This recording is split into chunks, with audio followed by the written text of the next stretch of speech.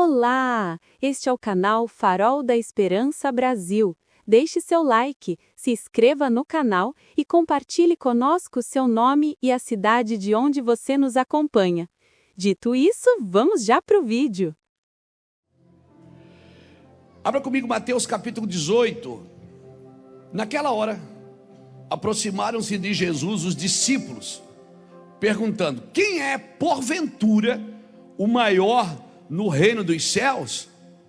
E Jesus, chamando uma criança, colocou-a no meio deles e disse: em verdade vos digo que se não vos converterdes e não vos tornardes como criança, de modo algum entrareis no reino dos céus. Portanto, aquele que se humilhar como esta criança, esse é o maior no reino dos céus. E quem receber uma criança tal como esta, em meu nome, a mim me recebe.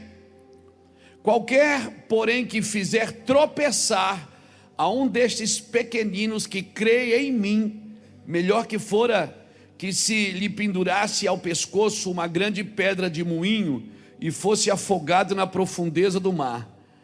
Ai do mundo por causa dos escândalos, porque é inevitável que venha escândalos, mas ai do homem pela qual venha o escândalo. Eu vou ler esse versículo em outra tradução. Quanto sofrimento haverá no mundo por causa das tentações para o pecado, ainda que elas sejam inevitáveis, aquele que as provoca terá sofrimento ainda maior. Amém, irmãos? Versículo 8: portanto, se a tua mão ou o teu pé te faz tropeçar, corta e lança fora de ti. Melhor é entrares na vida manco ou aleijado do que tendo duas mãos e dois pés e seres lançado no fogo eterno. Se um de teus olhos te faz tropeçar, arranca-o e lança-o fora de ti. Melhor é entrardes na vida com um só dos teus olhos do que tendo os dois e seres lançado no inferno de fogo. Vede, não desprezeis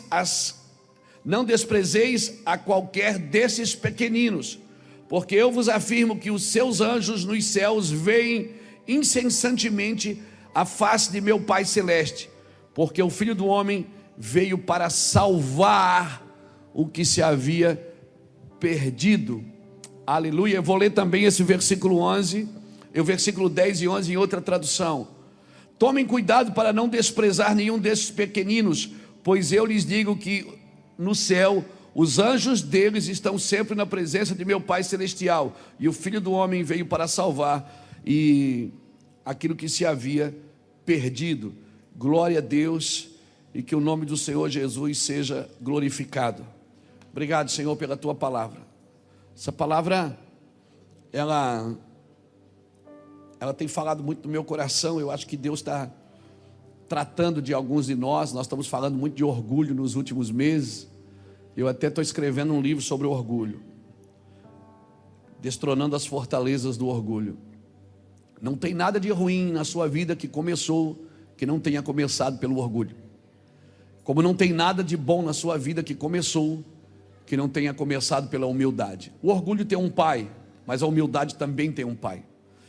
E Deus tem falado algumas coisas com a gente, e Deus fala, viu, gente? Às vezes a gente que não para ouvir, mas Deus fala. Alguém me disse esses dias: pastor, por que Deus parece que não atende mais as minhas orações? E eu vou te falar uma coisa, talvez você ache isso ridículo, mas eu vou te falar. Eu acredito que Deus só responde às nossas orações enquanto elas são infantis. Porque depois que a gente cresce e fica maduro, é nós que temos que ouvir e obedecer a voz do Senhor.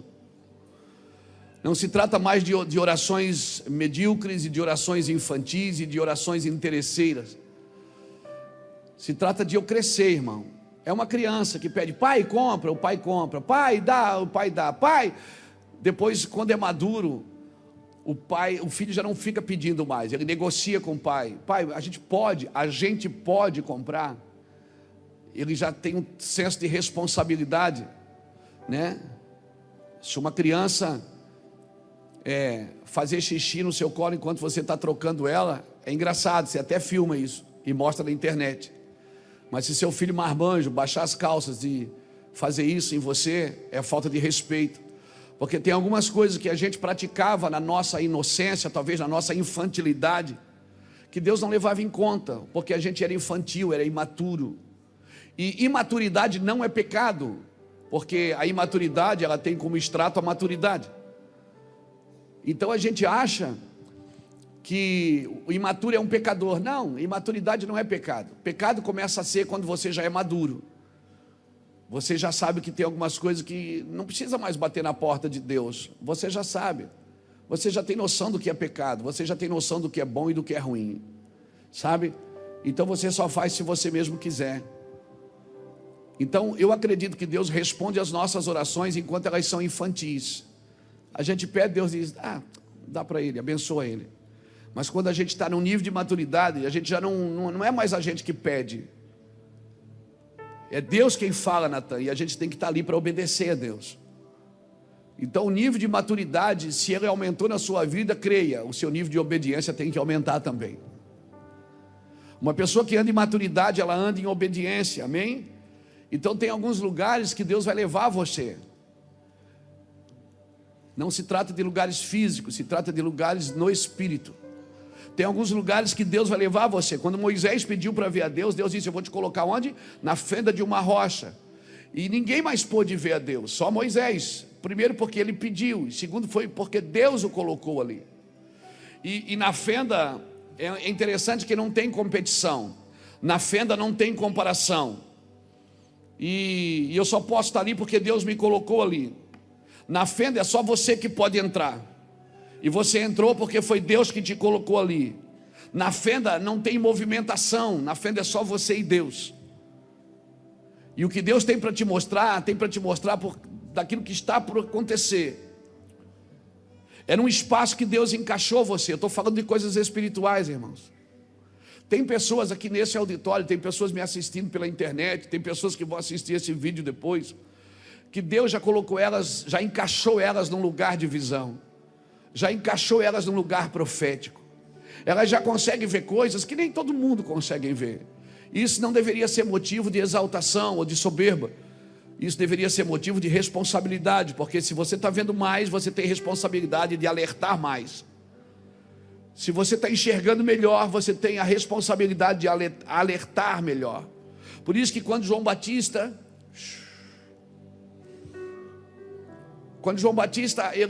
quanto mais ele mergulhava em Deus, mais ele se afastava da estrutura religiosa que havia em Jerusalém. Por quê? Porque aquela estrutura religiosa, ela já não representava mais a presença de Deus. Então tem um lugar que Deus te coloca, e pasmem, é só você que pode entrar, ninguém mais. E não adianta convidar os amigos, eles não podem ver isso. Não adianta. E o pior, e Deus te mostra. Aí você diz, eu vou sair, eu vou cuidar da minha vida. E Deus diz assim, não, você vai servir a estrutura religiosa. Deus mostra para você servir a estrutura. Não mais com um coração ambicioso, não mais com um coração interesseiro, mas com um coração de amor, para tirar pessoas desse lugar. Desse paradigma religioso que às vezes a igreja do Senhor Jesus entra, irmãos.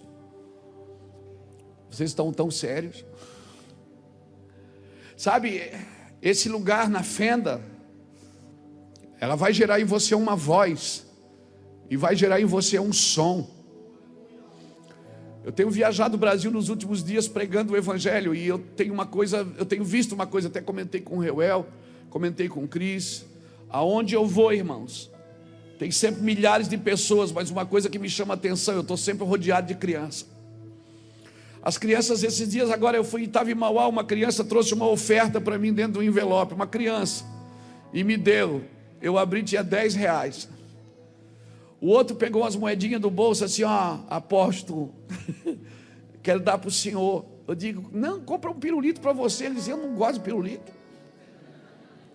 E as crianças vêm contar as coisas dela, como que está o dia dela. O menino aqui da igreja que eu estou, pastor, caiu mais um dente, ó. Ele está banguelinha, toda semana ele perde um. Eles vêm contar as coisas para mim, né? E eu estou sempre rodeado de criança, e Deus tem compungido o meu coração a interceder pelas crianças, sabe, a chorar pelas crianças. E eu perguntei para Deus: Senhor, por que eu ando rodeado de crianças? E o Senhor falou: porque um pregador, ele prepara uma mensagem para pregar no domingo, mas uma voz não. Uma voz, ela sempre toca a próxima geração também. Então se preparem. Se preparem, Deus está virando uma chave na igreja brasileira, irmãos. Suas crianças que estão no colo, estão lá no Kids, estão no berçário, preste atenção nos movimentos delas. Preste atenção nas movimentações dela no mundo espiritual. As crianças estão sendo usadas por Deus, e eu vou te falar uma coisa. Não, guarde essa palavra: a fenda vai gerar em você, se você for para essa fenda sozinho, e é Deus que te coloca aí. Você pode se separar para orar, escuta, e faz isso, se separa para orar. Você pode se separar para ir ao monte, faz isso, se separa para ir ao monte. Você pode se separar para jejuar, faça isso. Mas tudo isso muda na sua vida quando é Deus que pega você e coloca você nessa fenda. É como se Deus dissesse assim: eu vou passar, e você vai ver eu passando. Você vai ver o que eu estou por fazer nos próximos dias.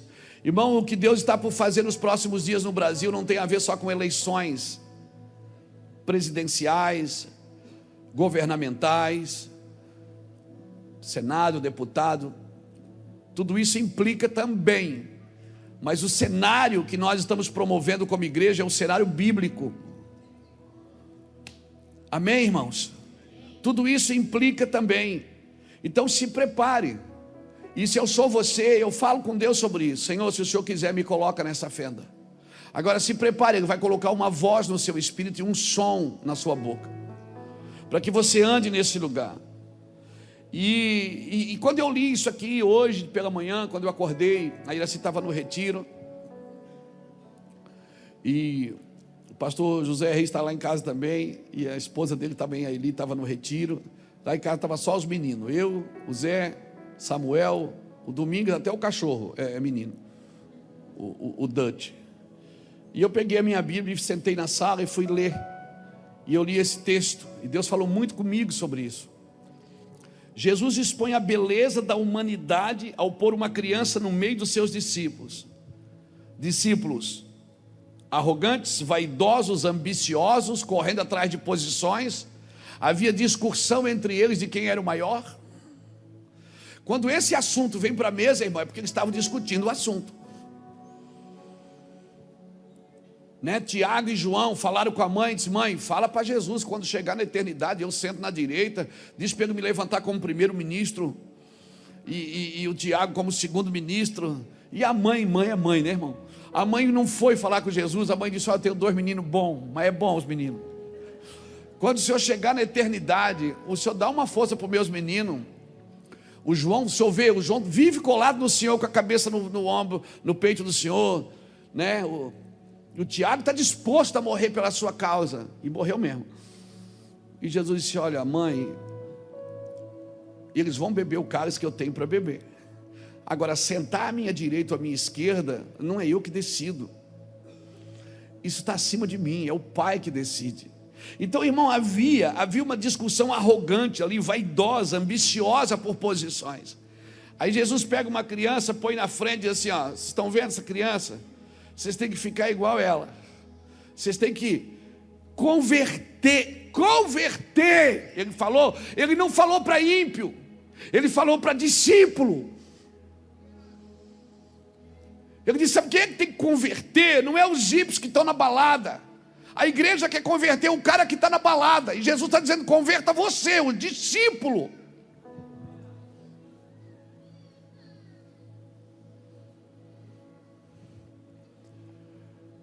O que é que Jesus fazia?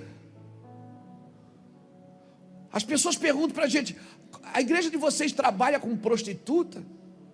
Como é que vocês fazem com a prostituta? Não fizemos nada. E vocês trabalham com a ideologia de gênero, o que é que vocês fazem? Nada. E como é que vocês fazem com o pecado da imoralidade? O que é que vocês fazem? Nada. Fizemos a mesma coisa que Jesus fez nos seus dias? Nada. Agora todo aquele que quis, ele tirou da rua. Todo aquele que quis, ele libertou.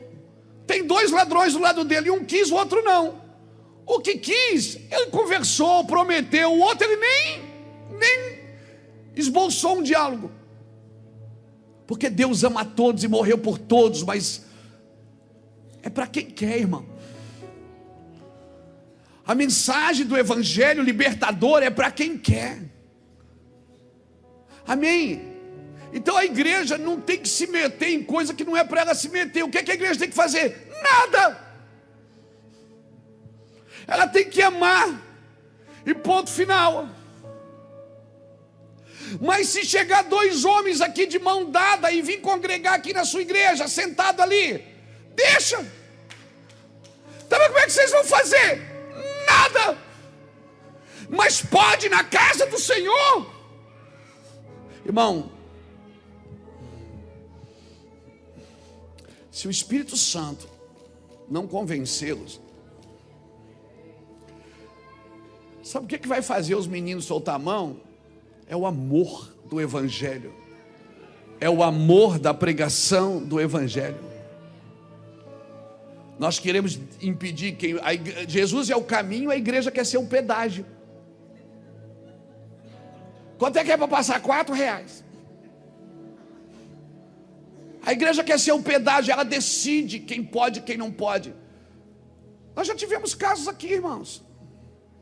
E se entrar 2 mulheres de mão dada e ficar ali abraçando e beijando, deixa, irmão. Pior para elas. E você não vai fazer nada, eu vou amá-las. Esse é o meu trabalho. Você não vai... Às vezes, tem gente estranha que entra na igreja, os obreiros já ficam todos apavorados. Ai meu Deus, o sangue de Jesus tem poder. Meu Pai, o que é isso, Jesus? Pastor, você ouviu? Vi. Você não vai fazer nada? Nada. Eu vou fazer exatamente o que Jesus fez. Nada.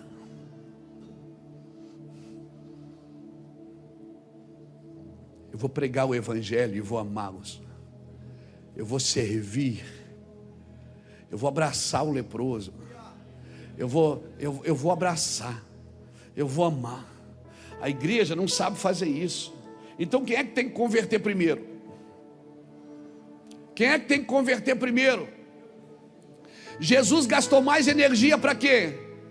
Para convencer Pedro aí na casa de Cornélio ou Cornélio aí na casa de Pedro? Jesus gastou muito mais energia para convencer Pedro aí na casa de Cornélio.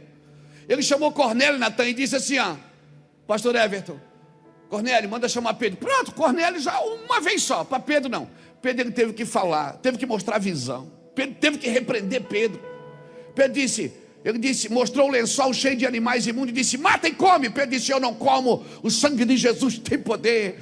A minha religião não permite essas coisas. Eu sou da igreja. Terra.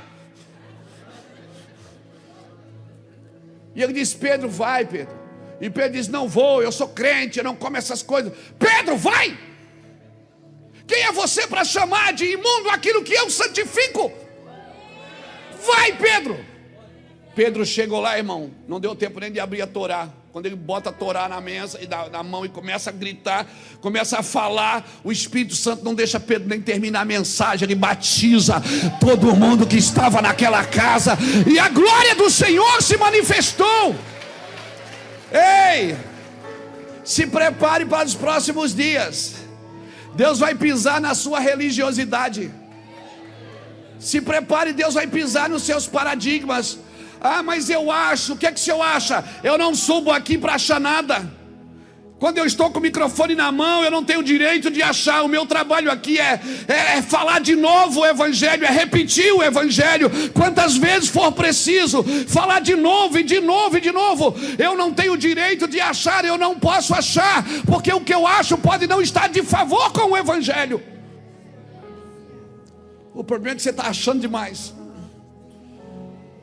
E aí você não consegue ajudar as pessoas, não consegue tocar as pessoas, porque você tem uma cartilha preconceituosa na mão. Agora pasmem, sabe o que significa a palavra converter? Estrepou. Estrepou, meu amigo. A palavra converter significa estrepou, que quer dizer de alguém que não importava com o outro e passou a se importar.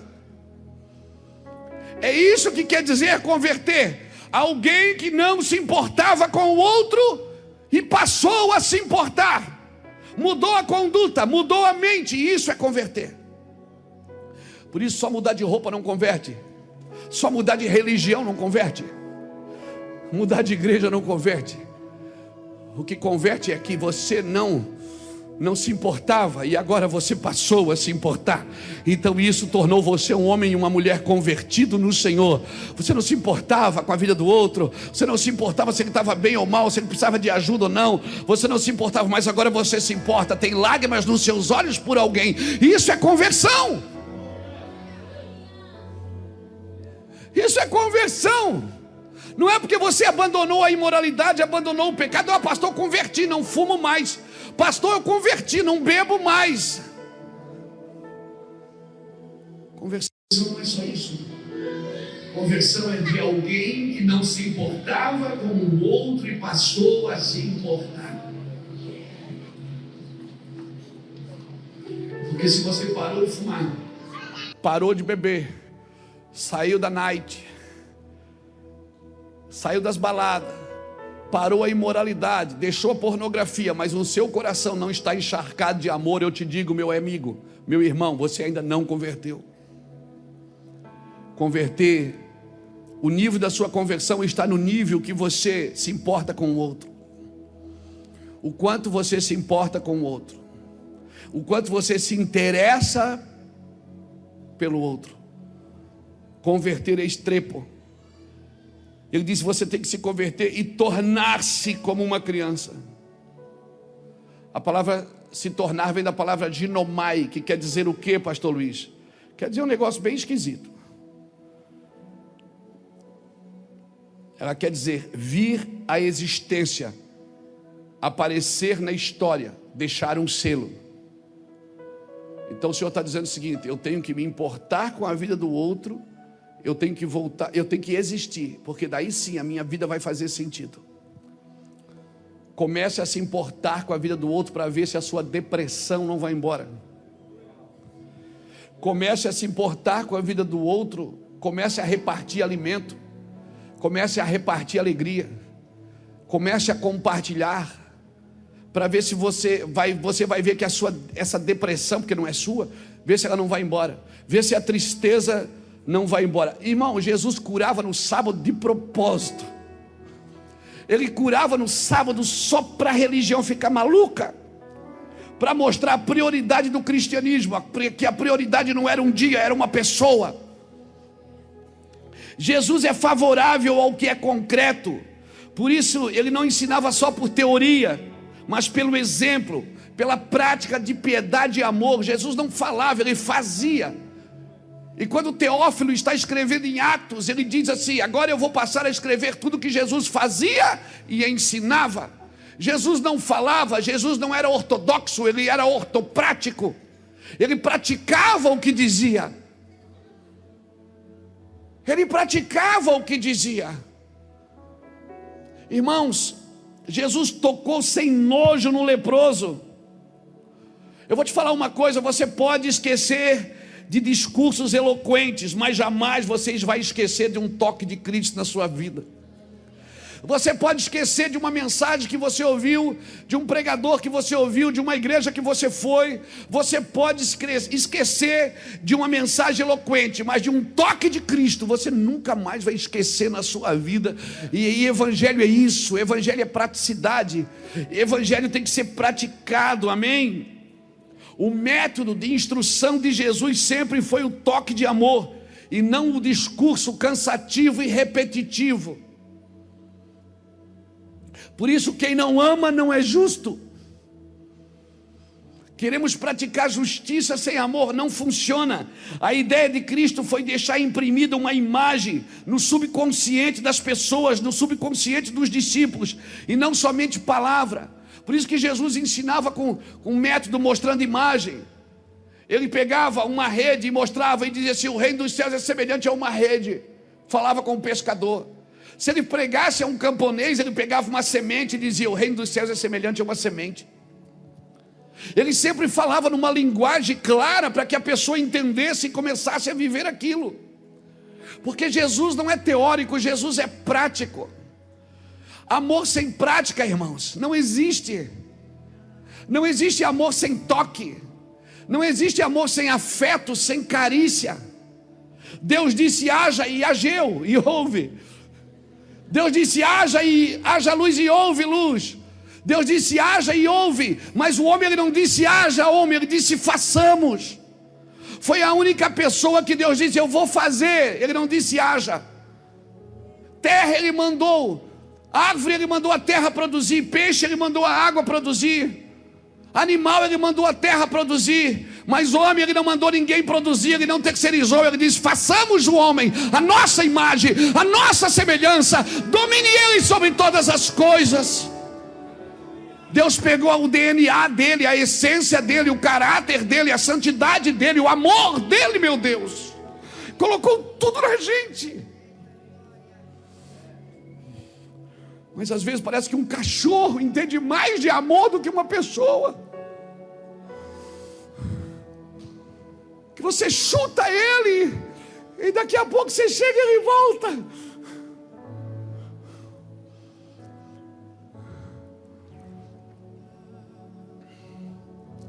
Mas quando Jesus voltar, a criação será transformada. Deixa eu te falar uma coisa: a criação não está esperando Jesus voltar.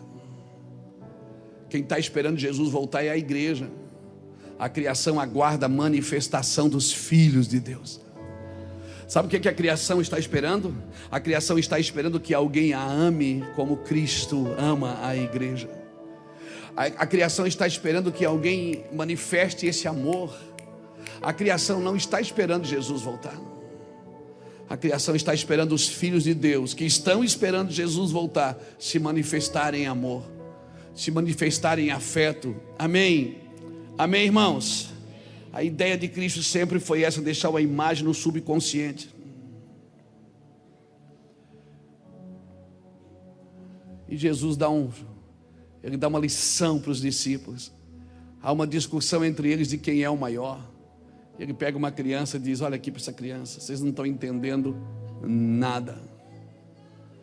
Vocês não entenderam nada de quem é o maior.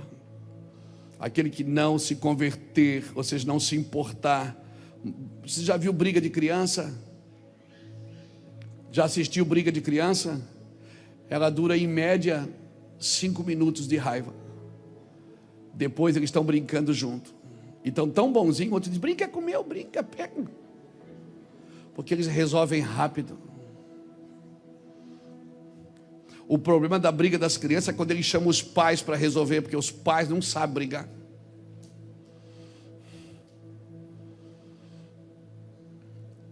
O Senhor está dizendo que eu preciso me converter e me tornar como uma criança. E quer saber? As piores questões da vida sempre estão relacionadas a problemas de relacionamento.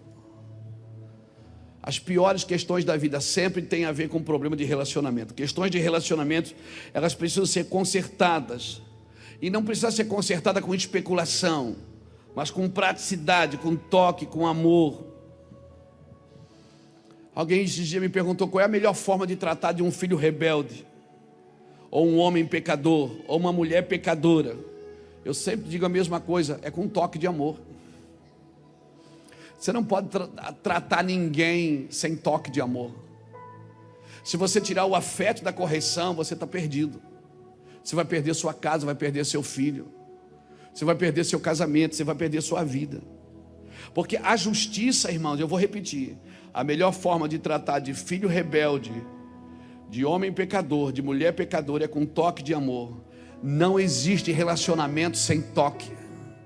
Não existe, porque a justiça, ela escreve um curso de ação, mas o afeto escreve outro. E o afeto e o amor de Cristo, muitas vezes, ele tem que passar por cima da justiça dos homens. Por quê, pastor? Porque a justiça insiste que o erro deve ser punido. E é correto, o erro deve ser punido. Mas quando insiste que nós devemos punir sem voz de afeição, de amor, que diz que você tem que abandonar, que você tem que largar, que você tem que matar, eu vou te falar, essa não é a justiça de Deus. A justiça insiste em dizer que o erro tem que ser punido, evidente, tem que ser punido, mas não sem um toque de afeto, não sem um toque de amor, porque o que transforma as pessoas não é a justiça, é o amor. Não adianta. Quando você insiste em punir qualquer que seja, sem a voz da afeição, primeiro, o que está sendo punido não vai ser curado, e o que está punindo não vai ser justo. Pegou? Se você tentar punir sem amor, o que está sendo punido não vai ser curado, e quem está punindo não vai ser justo. Porque nenhum homem pode ser justo sem amor. Porque Deus é amor. Você está me entendendo, meu irmão? Então você que estão estudando direito, por favor, estude direito. Você quer ser um juiz, um advogado, seja justo, mas não perca o afeto por causa da justiça. Jesus não deixou de aplicar justiça para ninguém por causa do seu amor, mas não deixou de amar ninguém por causa do seu pecado. Não deixou de amar ninguém. Irmão, por quê que você está falando isso, pastor? Porque Jesus estava tentando ensinar os discípulos que aquela criança inocente tinha mais justiça do que eles.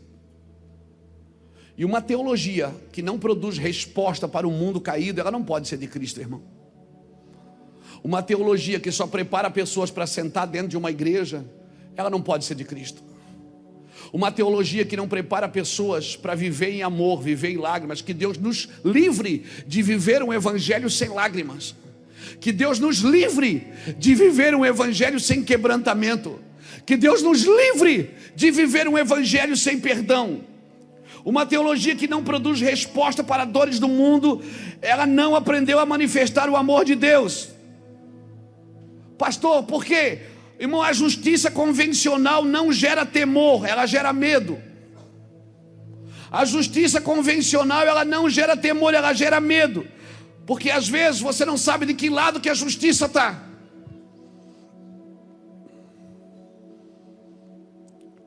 Por isso a igreja não pode ficar pendurada na justiça dos homens. A igreja precisa viver para praticar uma justiça ao próximo, pelo amor. A fé, ela opera pelo amor, a justiça opera pelo amor. Se eu quero ser grande, não tem problema nenhum. Eu quero, você não quer? Eu quero ser grande. E não é pecado querer ser grande. Mas Jesus disse, se alguém quiser ser o maior, seja como o menor. Não é pecado você querer, pecado é o caminho que você pega para ter o que você quer. Não é pecado eu querer. Pastor quer ser grande? Quero. Pastor gostaria de ser mais próspero. Gostaria de ter mais acesso? Gostaria. Eu gostaria. Para quê? Porque eu tenho uma causa, eu quero exercer a minha causa. E eu exerço, sem dinheiro ou com dinheiro, com fama ou sem fama. Eu sempre exerci. Quando não tinha avião, eu ia de bicicleta. Quando não tinha roupa bonita, eu ia que os outros me davam. Sempre fui. Deus expandiu. Expandiu por quê? Porque expandiu a missão. E se expandiu a missão, Ele vai expandir o recurso. Mas eu preciso entender que o recurso é para a missão. E se eu estou na missão, não tem problema desfrutar do recurso. Porque tem coisas que só milionário e missionário vivem.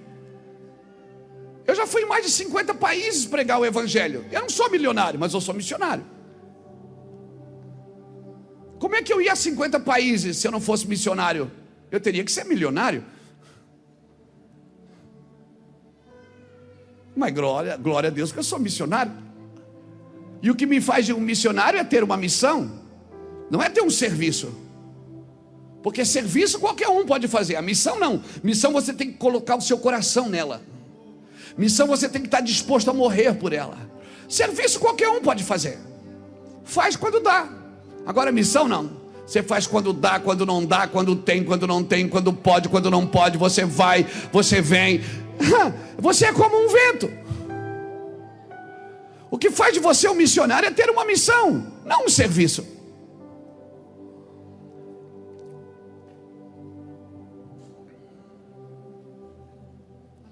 Que o Senhor nos livre de ser achado tentando praticar justiça sem amor. Mas eu queria te ensinar uma coisa aqui nessa noite, para nós, os crentes, os cristãos, os pseudos cristãos. Queria ensinar uma coisa para você, um critério infalível. Um critério infalível. Por trás de toda consistência de juízo, deve ter uma consistência de princípio. É o princípio que governa todos os pensamentos de Jesus. Jesus era governado pela vontade de Deus. E eu vou te falar uma coisa: se você não guardar esse princípio, dificilmente você vai praticar a justiça corretamente. Irmãos, que princípio é esse, pastor? Que o amor é a única justiça real. Mas eu já fui tão desprezado por amar, tão frustrado por amar. Eu já me decepcionei tanto por amar. Enquanto o amor não te decepcionar, enquanto o amor não te frustrar, enquanto o amor não deixar você triste, você ainda não conheceu o verdadeiro amor de Cristo. Todo mundo que ama vai ser decepcionado, porque amar é correr riscos. Amar é acreditar sempre. Tudo sofre, tudo crê, tudo suporta, mas ele jamais acaba. O amor, ele não se comporta inconvenientemente. Jesus não veio para condenar, ele não veio para destruir a humanidade. Ele deixou claro, ele disse: eu vim para salvá-la. Não há problema de relacionamento humano, não há problema. Escuta o que eu vou te falar e pensa nisso antes. Quem sabe amanhã você vai ter que ligar para essa pessoa. Não há problema de relacionamento humano que não possa ser resolvido pelo amor. Alô? Eu vou repetir: não há problema de relacionamento humano que não possa ser resolvido por amor. Não há. Esse é o princípio necessário para a regulamentação de toda a sociedade. Porque nenhum outro princípio pode produzir paz que você está buscando. Nenhum outro princípio pode produzir prosperidade. Nenhum outro princípio, porque prosperidade está acima de ter dinheiro. Nenhum outro princípio pode produzir a vida da igreja na terra. É o princípio que rege o reino de Deus, é esse. O princípio é o amor. É o amor. E pastor, entre amar e produzir juízo e justiça, ame. Apenas ame. Mas é dura coisa me pediste, é duro. Quem falou que amar é fácil? Amar é correr risco. Você conhece alguém que corre risco mais do que Deus? Seu filho deixou a eternidade, deixou a glória, nasceu de uma virgem que estava para casar com um cara. Se vai nascer um menino, por que já não nasce numa família que estava casada, tudo certinho, tudo arrumadinho? É porque Deus gosta de correr riscos. Deus pega o 7º filho de uma casa que em pecado concebeu sua mãe e levanta aquele menino que a Bíblia chama de rei Davi. Deus pega o menino que Faraó queria matar e esconde na casa de Faraó, para Faraó criar o filho que ele mesmo queria matar. Esse Deus não tem juízo. Porque Deus corre risco por mim, mas será que eu estou disposto a correr risco por Ele? Será que eu estou disposto a correr risco pelo Senhor? O Senhor corre riscos por mim. O Deus que você serve, Ele não é convencional. É um Deus irado, mano. Ele é um Deus irado. Por quê? Porque Ele corre risco. Parece que Ele sempre pega a curva pior, o caminho mais difícil. Para quê? Para deixar claro que é Ele que está fazendo. Os exércitos que venceram as batalhas na Bíblia sempre foram os exércitos menores. E quando tinha muita gente, Ele dizia: manda os covardes embora, tem muita gente. Para deixar claro que quem vencia era Ele. Ele sempre usa os improváveis para fazer coisas impossíveis. Ele sempre usa os que não são para confundir os que são. Que Deus irado é esse, irmão? Você era para estar celebrando, porque Ele confiou em você. Os céus confiaram eternidade em você. Os céus confiaram em você, na sua palavra, na sua voz. Meu Deus. Irmão, eu olho para a parábola do filho pródigo. Essa história é fantástica, pastor Beto. Um filho obediente e o outro rebelde, contestador, individualista. Mas um era obediente. Parábola você encontra em Lucas capítulo 15, versículo 11. Depois você lê. O irmão mais velho, que representa a forma habitual de comportamento da sociedade, sempre fazendo tudo certinho, tudo arrumadinho. Você já viu, irmão, que tem gente que faz tudo certinho e Deus sempre aproxima dele alguém todo erradinho? Porque ele é todo certinho e ele tem orgulho daquilo. Aí Deus diz: espera aí que eu vou te pegar. Aí ele pega um mal acabado e bota perto de você. Você é todo organizado, todo certinho, tudo dobradinho, tudo arrumadinho, tudo bonitinho, quase no toque. E aí Deus pega deixa a vida me levar, a vida leva eu. E você diz: cara, eu não aguento mais esse cara. E ele está toda hora te beijando, te abraçando. E na realidade, irmão, quem está sendo tratado é você. Porque as pessoas que você não consegue transformar são elas que transformam você. Deus aproximou elas de você e você fica dizendo assim: meu Deus, que luta. Meu Deus, quando é que eu vou me livrar desse karma?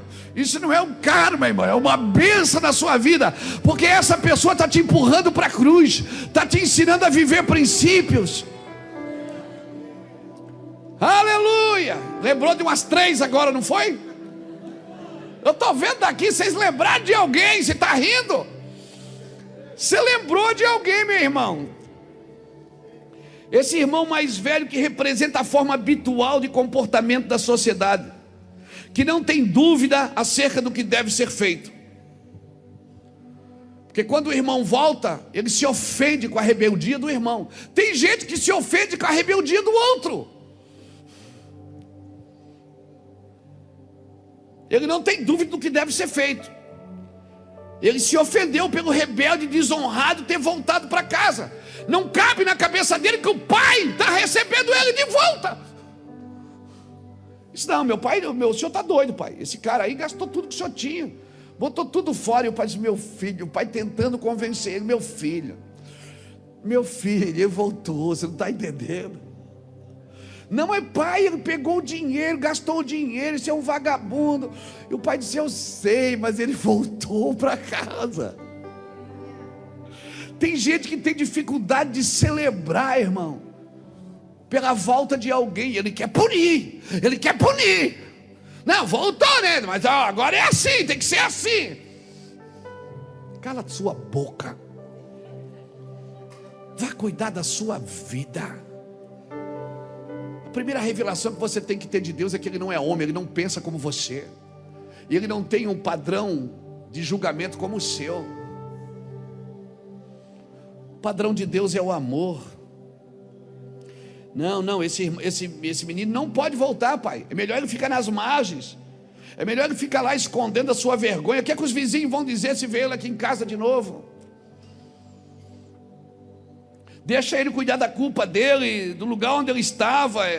Porque ele está mais ofendido pelo senso de orgulho e respeitabilidade do que pelo seu amor e virtude.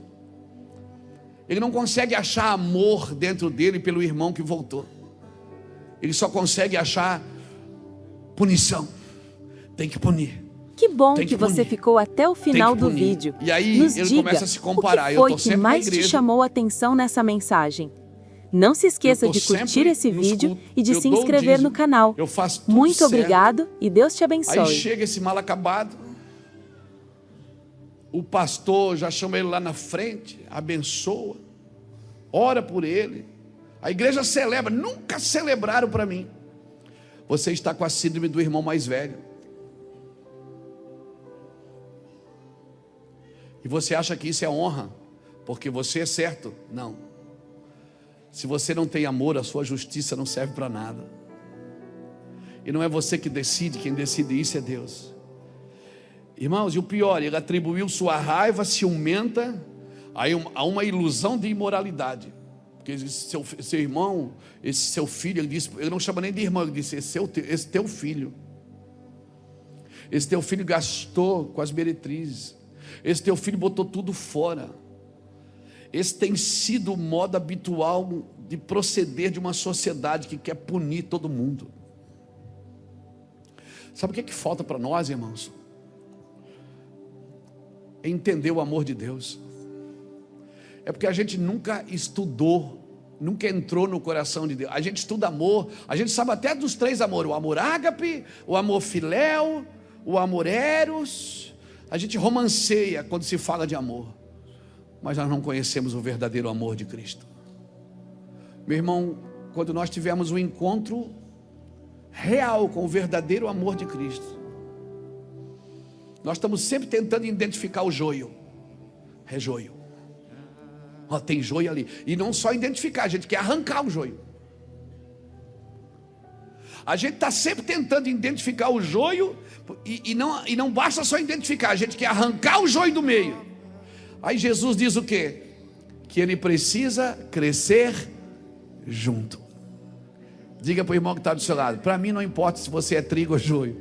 Diga para ele: você tem que crescer junto comigo e eu estou disposto a crescer junto contigo. Amém?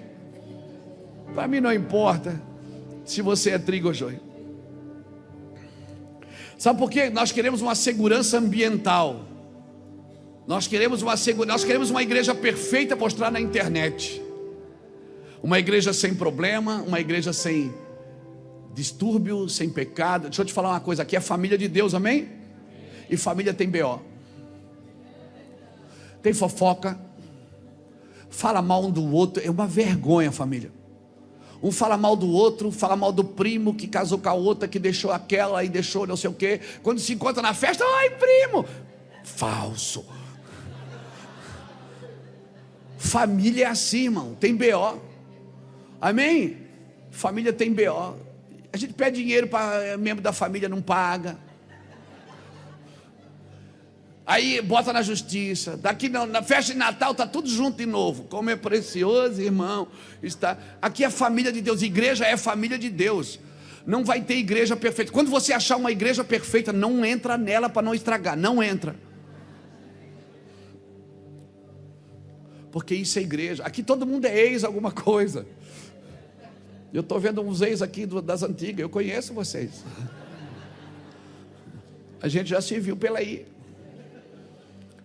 Todo mundo está tentando lutar para ficar parecido com Cristo, irmão. E é um tal de um querer identificar o outro. A gente está procurando joio, ó. Ai, tem joio aí no meio, tem que cuidar, tem que tirar. Deus disse que o joio tem que crescer junto. Queremos circular somente no meio do trigo, mas sem joio não tem desenvolvimento, não tem amor, não tem justiça, e não tem perseverança, e não tem formação de caráter. Porque o meu amor, ele é manifestado quando tem BO, quando tem problema, quando tem dificuldade. E enquanto eu não aprender a amar, Deus vai criar um BO atrás do outro. E você acha que é o diabo, e é Deus. Deus está criando BO para você aprender a amar. E você, o diabo se levantou e disse: não é o diabo não, é eu. Quem cria meus filhos sou eu, não é o diabo. Deus está nos ensinando, irmãos. Se eu tirar o joio do meio, não tem mais perseverança. Se eu tirar o joio, não tem mais amor, não tem mais formação. Irmão, aquele irmão mais novo, o que ele fez? Ele praticou loucura, rebeldia, imoralidades. Meu Deus, ele já tinha sido punido, irmãos. Olha aqui para mim, querido. Ele já tinha sido punido. Ele estava tentando chegar no curral, ele estava tentando pegar a lavagem do porco e comer, e ninguém deixava. Ele já tinha sido punido pela sua miséria. Mas mesmo assim, nós queremos punir com o chicote do desprezo. Porque é nós que decidimos como igreja quem é bom e quem é ruim. Tem gente que a vida já deu tanta lambada, irmão. Tem gente que já sofreu tanto na mão de Satanás, que quando vem para a igreja espera receber um pouco de colo, de amor, e tudo que recebe é o chicote do desprezo. Tem gente ruim, mas até o ruim, irmão, até aquele que não se permite ser amado, até o ruim, eu preciso tocá-lo. Eu preciso tocá-lo. Ele já tinha sido flagelado no deserto da desgraça e da vergonha. Hoje Deus falava comigo isso na mesa. Enquanto eu tomava um café, eu tomei umas 4, 5 xícaras de café. E Deus falava e eu fui escrevendo e fui preparando isso para dizer para vocês. E sabe o que eu aprendo aqui? Que quaisquer que seja o pecado do filho arruinado, quaisquer que seja, havia ainda dentro do coração daquele filho arruinado, um amor pelo pai. Porque quando ele estava tentando comer e ninguém dava, ele pensou na única pessoa que amou ele. Irmãos, ele pensou na única pessoa que amou ele. Ele não pensou no irmão mais velho. Ele pensou, poxa, na casa do meu pai até os empregados comem bem. Meu pai me tratava com tanta honra. Sabe, esses dias eu estava aconselhando uma mulher aqui. Depois de um culto ela me chamou aqui: pastor, eu tenho uma filha assim, assim, assim, o que o senhor acha? Eu acho que eu vou tirar ela de casa porque é isso é assim. Eu disse, não, apenas ame. Porque um dia, quando ela estiver sozinha, quando a vida bater nela, quando ela viver o flagelo do deserto, ela vai lembrar da senhora, do amor que a senhora tinha quando ela nunca mereceu esse amor. Sabe, nós como igreja, nós queremos amar quem merece, não quem precisa. Nós queremos amar quem retorna esse amor. Irmãos, como igreja, eu falo para vocês, eu estou aprendendo a cada dia a amar,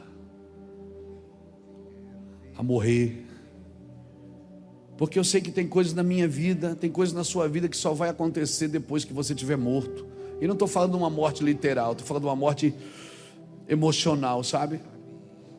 Tem coisas que Deus vai mostrar para você. Aquele filho que arruinou a casa, que dividiu a casa, agora ele está lembrando do pai.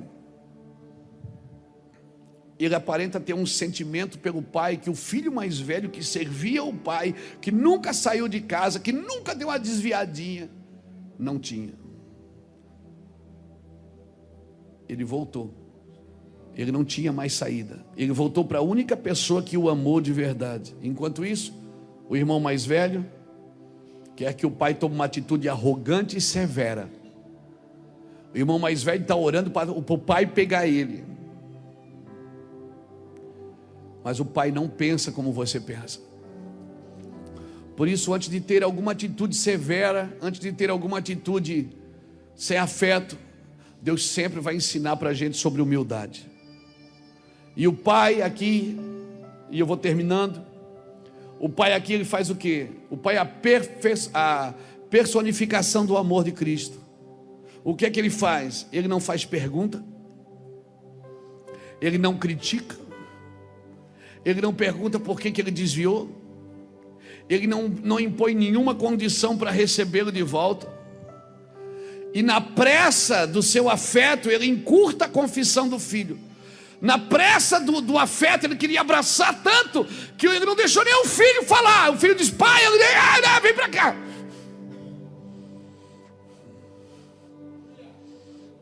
Esse é o Deus que eu sirvo. Eu não conheço outro. E esse é o Deus que eu tenho para oferecer para você. O Deus que, por causa do seu amor, encurta até a minha confissão. E ele começa a olhar para trás, com o filho abraçado aqui, ele já olha para o outro e diz: pega o sapato, o anel, aquele boi, mata, chama os meninos para tocar. E faz uma festa de celebração. E o pior, que me mata, que me deixa sem entender esse precioso amor, que ele recebe aquele filho como se ele tivesse voltado para casa com dignidade e triunfo.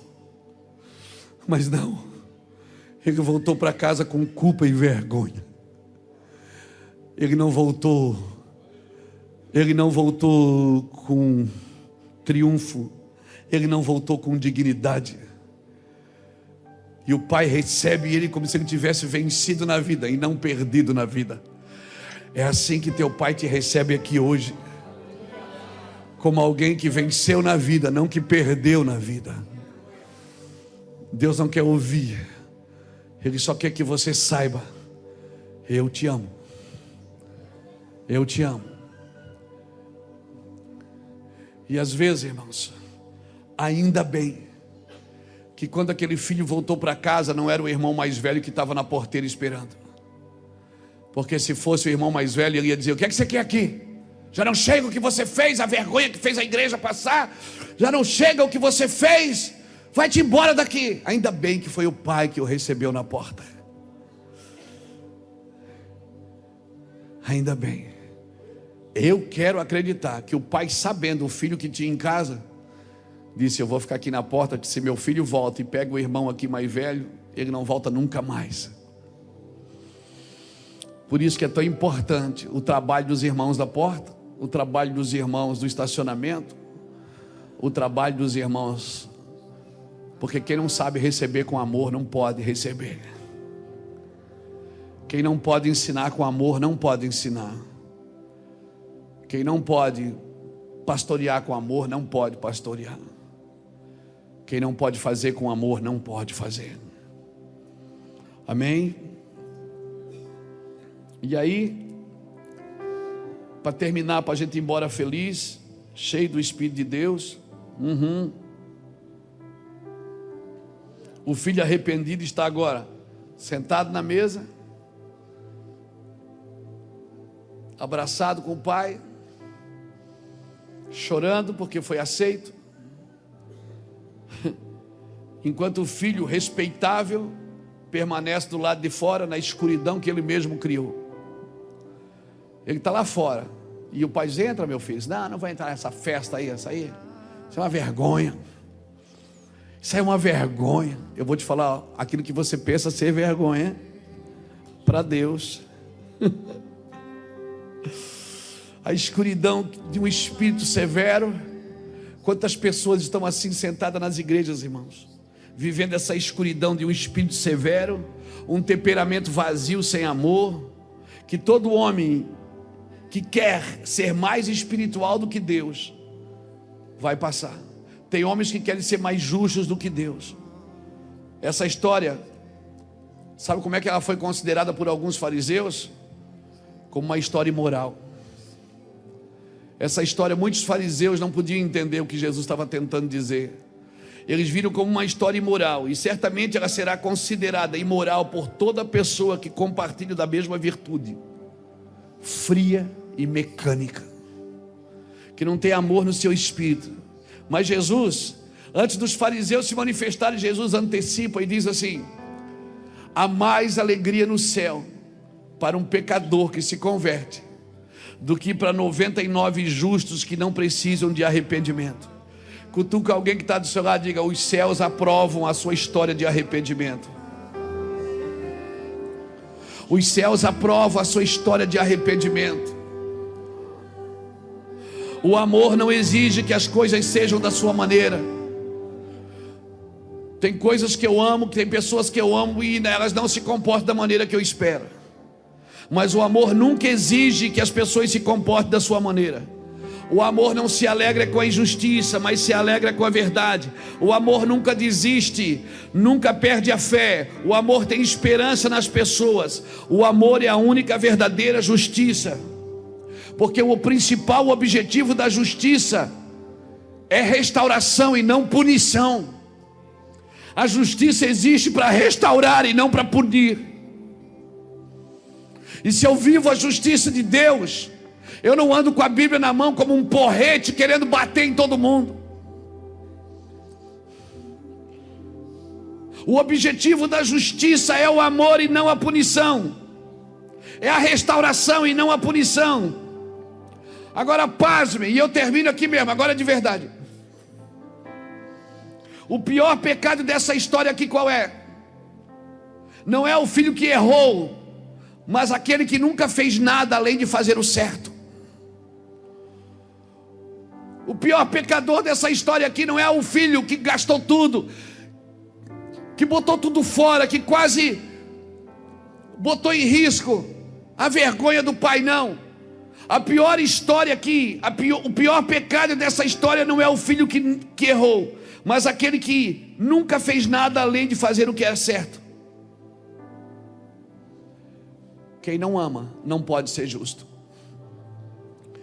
E eu sei que você está aqui hoje.